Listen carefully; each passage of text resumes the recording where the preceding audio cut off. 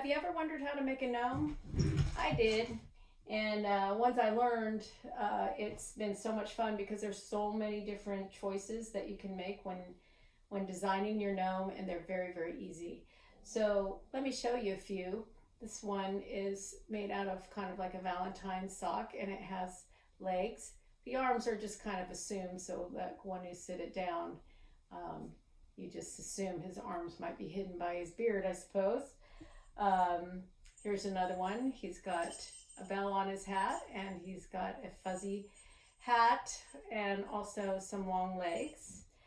Here's one that's got some arms, and as you can see, they're just kind of glued under there, and the legs are sewn on, and he's got kind of a floppy hat. You can make the hats floppy, or you can make them stand up like this. You can make big noses, little noses. This one has little feet. I would like to say that I like to make them without feet and arms, but everyone that I've shown you so far has feet and arms. The feet and arms do pose a little bit more time. Just to make a gnome without any arms or legs is really, really easy. And this one has on more of a cap, you know, like a beanie rather than a straight cap. This is one of the first ones I did, and he turned out really fat and fluffy because I wasn't quite sure about the stuffing. So everyone's going to look a little different. Don't worry about the first ones you make. You know, like I would probably prefer this nose to be a little bit bigger and stuff, but they all take on their own little personality after you make them. Here's one. Here's a traditional one without any arms or legs. Very easy. Has a beanie on it because I will show you why when you are finding a sock with something like this on it, and the way that you have to cut it. Anyway, I will show you something unique about how to do that. Here's one where I was kind of like thinking about dressing them up with things. So I found this old bracelet. This says Fearless. It's got a bell. It's got fat little legs there and some arms and quite a big nose. Here's one that has a raccoon on the front, the tails are back, and the tails on the front on his hat, black beard. Here is one. This is probably the most traditional kind, where you have no arms and no legs, and basic pattern that can go any direction. So there's a little bit to take into consideration when you have a pattern going on. So say for example, because sometimes the patterns go upside down if you're not careful, but I felt that these monkeys could go upside down because monkeys can go upside down. Here's this guy has a little love pattern on the back and a little beanie, little red hands. Another very traditional way to make one, and I'm going to show you the traditional way to make one. This basics, you know, you have your basic sock and hat and beard and nose, and another one that is kind of nice because it's got the legs and arms. I like the beards really, really long, but you don't have to make them long. Here's one this was actually an old slipper that I used for the hat, and here's a long beard, and then this is a fuzzy sock. All right, so how do you make these? Oh, before I show you that, here's the cutest. Okay, look at these little guys. They're made out of baby socks, and very traditional way to make them. I'm going to show you that traditional way. I call it the traditional way because there's some variations along that once you know how to make that, then you can think about adding arms and legs. Sometimes they come out a little bit goofy looking, let's just say. I'm sorry I called you goofy. But anyway, so he's got, you know, a fluffy beard and nose and has this on the back, but he just had a funny shape to him. So I tied this little item that I found with this. It just kind of happened to match with the color for the string. And so he's just kind of a gnome that looks like that. So gnomes are fun. They always take on their own personality, and there's so many different choices. So I have some gnomes over here that are kind of halfway in the process. but I'm going to show you how to make a traditional gnome. The first thing that you want to do with all socks, you take a sock, okay? And you're going to always cut the bottom of the sock for the traditional gnome, okay? This becomes the gnome's body, all right? So just like this becomes this, okay? Now, you might have a sock and you go, well, if I'm gonna cut this for the sock, oh, because I haven't shown you, this is for the hat, okay. So here's what you have left in your sock. I shouldn't have said that first, but anyway, so here's my sock. It was like this, right? And I cut it off. Turn that around. This one, you can't see it as good, but this has been turned around. Now the heel is here, and the natural ribbing, you know, that grabs your leg is here. And you take your scissors and you cut. Yeah, keep the heel here, and then we're gonna cut up. And this is not such a good sock in terms of how clean it is on the heel. I promise you I washed this sock. But it's good to practice on old socks, and I didn't mind cutting up something like this, you know, to show you. So you have your hat, which of course you're going to turn inside out and sew right here, okay? So here we go. Sometimes you'll get a sock like this. So let's just say you cut this off like we did with the other one. Well, then when you turn this upside down to make your triangle cut, this is going to be upside down. So this is where I have gnomes that have patterns, you know, on the back. This was a sock that was just like that. And I didn't want, this sock was just like this, you know, where it had something like that. But so I made it into the body. So this is kind of backwards. So this is the backwards gnome, where for the body, you're going to cut across like that. And there you have, there you have the body, and you're going to have to sew down here, okay, and stuff it there. So I'll show you here, okay? So here we go. And now I have stuffed this one. And there's the top. And this is usually the ribbing that is for the hat, but we're doing an upside down sock, okay? So this is going to get sewn just like that, all right? There we go, all right? And then this hat is going to be a beanie, because all that's left is the top of that sock, and that beanie is going to go right on top of there. So we're going to put a beard here and leave this for the back. So you got that? So this is the non-traditional way to cut a sock when it has a pattern.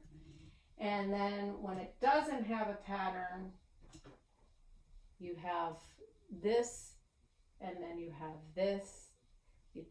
Okay? So for example, here is a traditional sock. Here was the bottom of the sock, and I cut it off.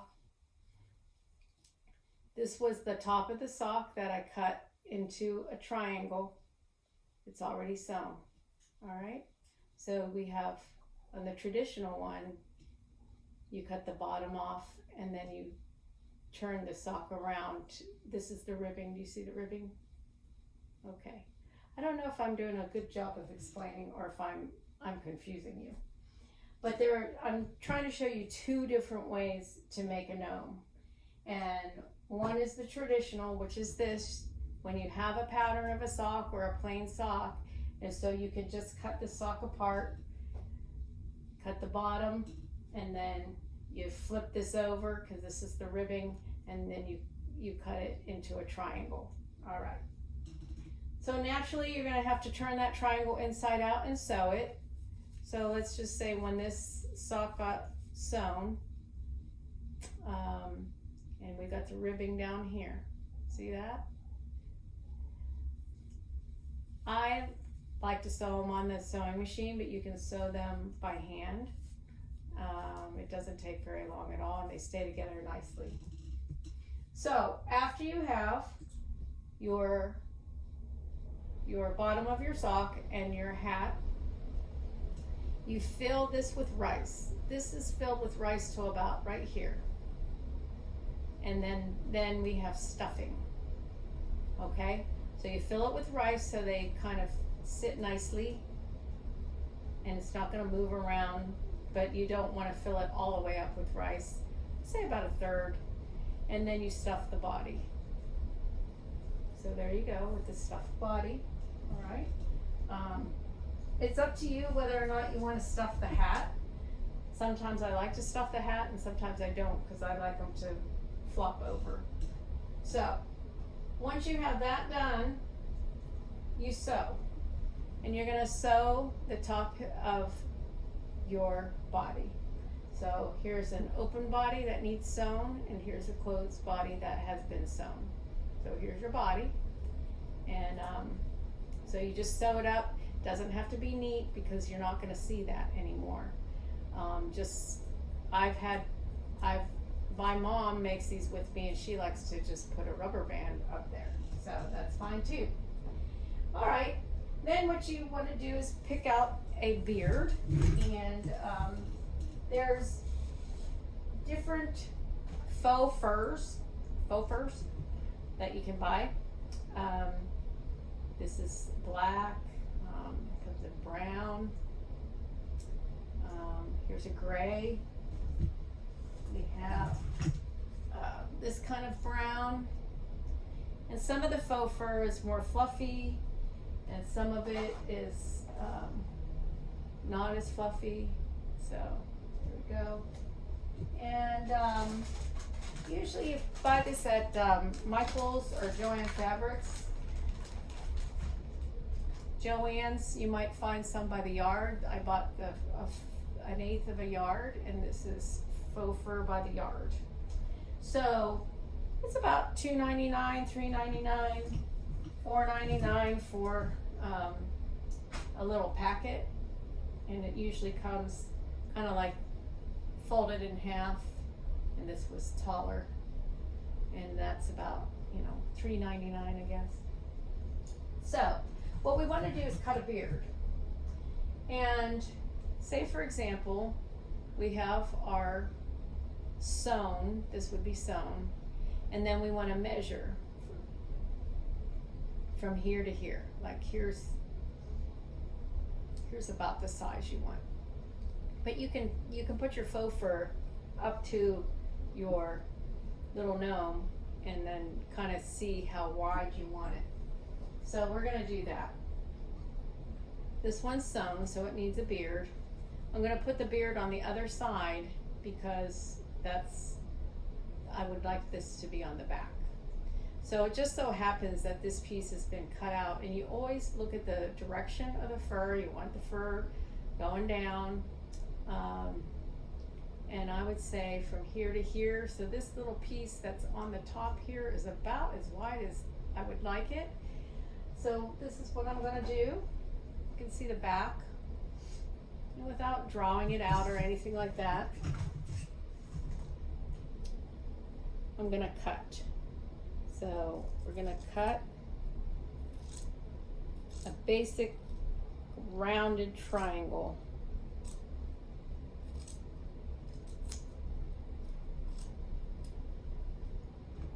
So there you go.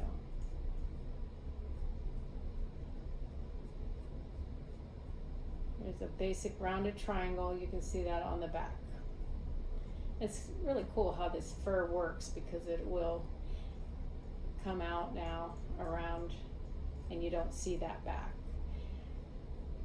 Now you can trim it.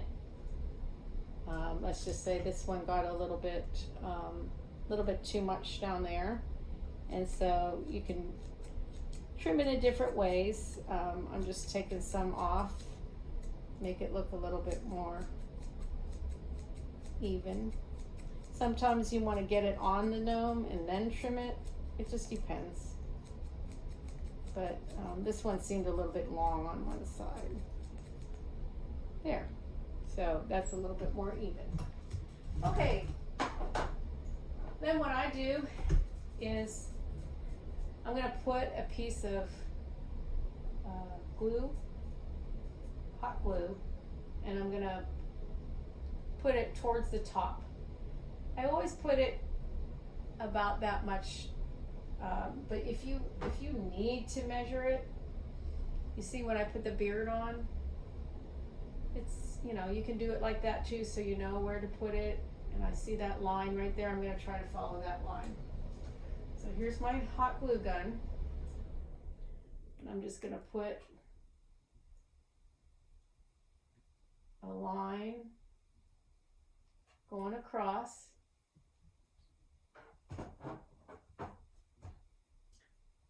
And then I'm going to place my beard on that line very carefully so as not to burn your fingers. The whole thing with hot glue is to be patient. So there we go. So that sets up pretty quickly, but you do want to try to make it so that it kind of cools a little bit, because as you handle your gnome, you could get burnt. So you want to make sure that it cools a little bit. Alrighty. Now, when I look at this gnome, I can kind of see where I would like the nose. Okay, so you get in the middle there. And what I like to do is take a little, like if you put your finger there and then you can fluff it up and make a space for the nose. Okay, so we got a little space going there. All right, speaking of noses, here's wooden beads. So honestly, they look good with all kinds of different sizes of noses, especially if you're going to make a display of them. You don't want them all the same. So some will have big noses, some will have smaller noses. So so you just pick out the one that you like. I haven't really done much with these kind of beads. I normally just pick out something, you know, that's round. And you kind of place it in there and you just go, okay, is that the size that I want for this gnome? And it looks pretty good. It's a little bit on the small side, but that's okay. It's not too small. I have plenty that have great big noses too. Okay, here's one with a great big nose. So those are kind of fun. Maybe I'll put a little bit bigger nose. And, you know, sometimes the color makes a difference too. He seems to look kind of good with that. Maybe I'll stick with that one. So, anyway, right in that little space, very carefully, I'm going to drop a little glue in there. And you want to be really careful because you're dealing with hair and hot glue. So, and here I'm going to place this bead right on there, and I'm going to press. And the reason why I like to press is because that glue is going to ooze out a little bit around the nose. And so if you're pressing, that fur that you kind of fluffed up around there and made a little space will kind of adhere to that, and now you can barely see any residue from that glue. All right, so that's a little trick there. Look at your gnome's almost done. This is the traditional way. So here's his hat. Ooh. Okay, so this hat, I had to cut this one out the non-traditional way because of the pattern of the hat. So it doesn't really have ribbing at the bottom, which is fine. It will still stay. And so we want to put the gnome's hat on. And what I like to do is kind of place it on the gnome to decide whether or not if I'm going to fluff it up with some stuffing, which this one seems to maybe need some stuffing. Let's see, I'm gonna use this one. Let me see here. Okay, so when you first put it on, if you put it on over the nose, it's kind of nice because then you can kind of bring it up right where you want it. I like these. Okay, so this hat's looking better. I used this other different one. Okay, so this hat's looking a little bit better. Sometimes I like them floppy because they look, I don't know, kind of like pajamas, like they're sleeping in their pajamas. I am going to get some stuffing here and show you the difference. If you take a little bit of stuffing in that hat, it doesn't take much. You don't have to make it solid or anything. You just do enough just to make it stand up. And again, when I place it over my gnome, I'm going to place it over his nose and then let it peek out like that. And so that looks kind of cute like that too. Okay, so 2 more glue places. We want to put a little bit of glue back here so the hat doesn't fall off. So I'm going to try to roll that up and put a little bit of glue there. Okay.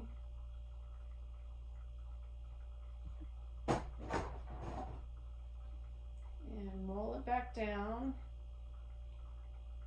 Let that dry a little bit. Now, here's something that you have to determine whether you want to or not. You can determine if you need a small smidgen of glue right there or not. Do you think your hat will stay or not over your nose? And in this case, I would say I don't need any glue right there, so he's done. And that's how fast a gnome is made. And now he can join the rest of the gnomes that I just made. Let's see. Yeah, so that's about it. Again, when you are going to have a pattern, you're going to cut the sock differently. And so this pattern now can become a body like this. It's going to be sewn up here. You're going to put the beard on this side. And then these hats, because they're cut in a different way, you're left with the bottom of the sock where your toes are, and it becomes a beanie. So that's how the non-traditional ones are made. And then if you have a sock where it doesn't matter because the pattern is like the same, when you cut, this is the bottom of the sock where the toe is, that's the body, and then you turn the sock upside down because you want the ribbing to be on the bottom, and you cut out your triangle, and then that will be like the more traditional way. So that's 2 ways to make a gnome. I hope that it wasn't too confusing. And happy gnoming, because I have made many gnomes, and you want to look at them all there. Yep. So, and when you get real creative, you can buy different size socks and really go to town. Practice on old socks and then go to the dollar store. These Valentine ones were all from the dollar store, so it hardly costs anything to make the gnomes. The faux fur is about $2.99, and you'll get many beards out of that. Beads are cheap. This whole thing was $7. Socks are $1. So, and the stuffing that you need to buy will go a long, long way. So, and then you need, you know, your glue gun with some glue. So that's about all you need. And you need a good pair of scissors to cut your socks. And happy gnoming, and we'll see ya. Bye.